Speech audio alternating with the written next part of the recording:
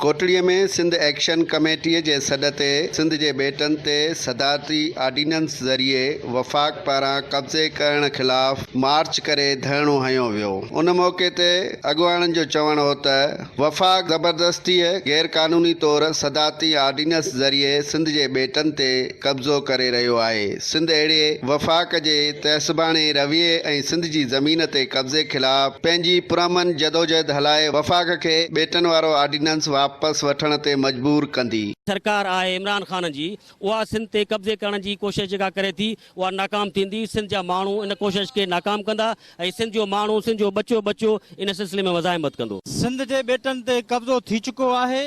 उन कब्ज़े खे छॾाइण लाइ सॼी सिंध जो कासो रोडनि ते निकिरी आई आहे।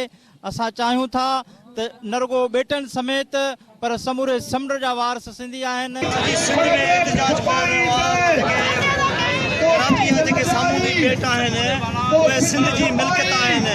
वफ़ाक़ गैर आइनी गैर क़ानूनी तौर ते आर्डीनेंस ज़रिए जेके ॿेट कमाया आहिनि, अॼु सिंध जो बचो कारूंजर खां वठी खटी बंदर खां वठी कराची ताईं सरापा एहतजाज आहे। इहो आहे जेको हे वफ़ाक़ ॿेटनि ते कब्ज़ो कयो आहे, इहो आर्डीनेंस पंहिंजो वापसी वठनि, न त सॼी सिंध जेको आहे सो ॿाहिरि रोडनि ते निकिरंदी। ॿेटनि जे बारे में सदारती जेको आर्डीनेंस आहे इहो गैर आइनी ऐं गैर कानूनी आहे, इहो वापसि वरितो वञे।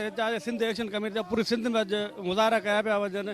हीउ जेको असांजो मुतालबा सिंध जे ॿेटनि ते जेको वफ़ाक़ जो कब्ज़ो आहे, हिननि जेको नाजाइज़ आर्डीनेंस कढियो आहे, उनजे ख़िलाफ़ उनखे वापसि वठण पूरी सिंध में अॼु मुज़ाहिरा कया था वञनि। ज़रूरत उन ॻाल्हि जी आहे त वफ़ाक़ पारां सदारती आर्डीनेंस ज़रिए कब्ज़ो ख़त्म कयो वञे। कैमरामैन रफ़ीक कोलाचीअ सां गॾु इस्माइल बारी जो सिंध टीवी न्यूज़ कोटड़ी।